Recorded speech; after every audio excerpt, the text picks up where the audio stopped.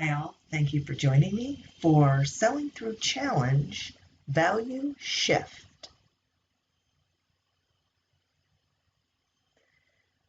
Well, we are all in this together, this whole coronavirus episode that has many of us reworking our businesses and working from home.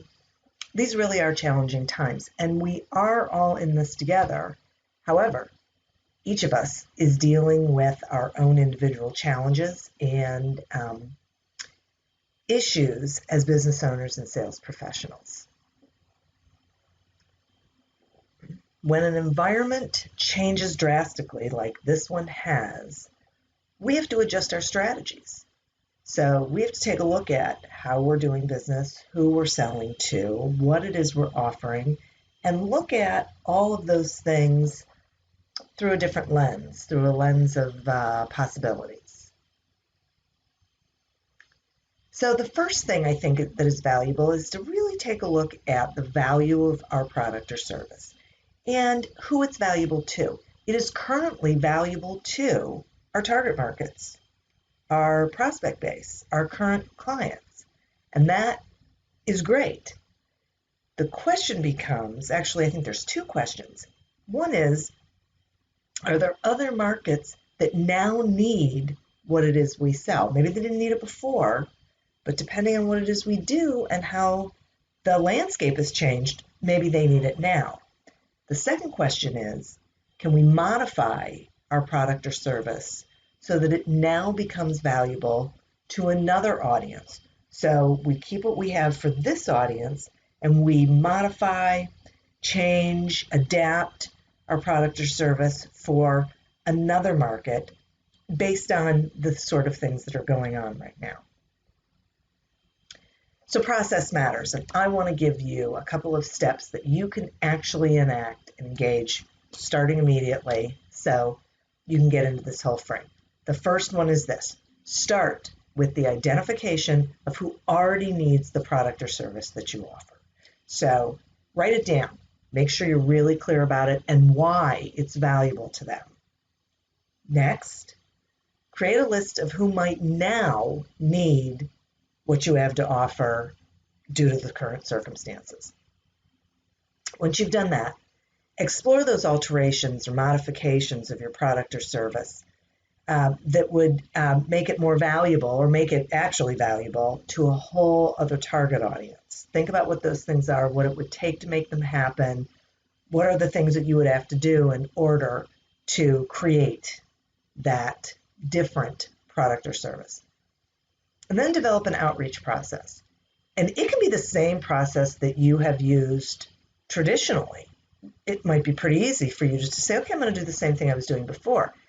And it might be a little different. Think about the target audience. If it's a whole new one, how are you going to engage? How are you going to connect and do outreach? And really think about it, because you want to be sure that you are connecting with people, especially with everything that's going on, in a way that makes them want to have a conversation with you. And think about it this way: your connecting is to get a conversation going. It's not to make a sale. You want to just have the opportunity to create a conversation. Once you are given that opportunity, engage in discovery, not selling, okay? Spend your time learning, not explaining why they need what you have to sell. So whether you were doing that before or not, you really got to do it now. My vote is that you do it moving forward. You want to be discovering, not selling. Right now, people don't want to feel like there are vultures just waiting to pounce on them. And you don't want to feel like you are one. You shouldn't, because you shouldn't be doing that anyway. But having a conversation with somebody and learning about them and their business, or if you sell business to consumer, learning about them and their situation and what they're going through, by having that open and honest conversation and doing that discovery, you'll be able to identify whether you might have something that can help them and whether you want to even help them. So keep it simple, keep it in a discovery mode, in a learning sort of mode, and it'll be a lot better for everyone involved. And focus on the possibilities. We're in a strange time, and strange times provide opportunities for innovation if we choose to look at it that way, which leads me to the silver lining. In every rainy day, every cloud, there is a silver lining. Right now, I think the silver lining is that many of us have time to work on our businesses because we're not necessarily working in our businesses as much as we were before. So take advantage of this opportunity to set a plan like this in place. It'll make you feel empowered. It'll make you feel like you have something you're working toward, and it can help you grow through the challenges that we are experiencing right now. And lastly, if you would like some help with this, I am happy to provide a complimentary 30-minute phone consultation, no obligation involved. We'll have a conversation, 30 minutes on the phone. We'll see if we can beat this thing up.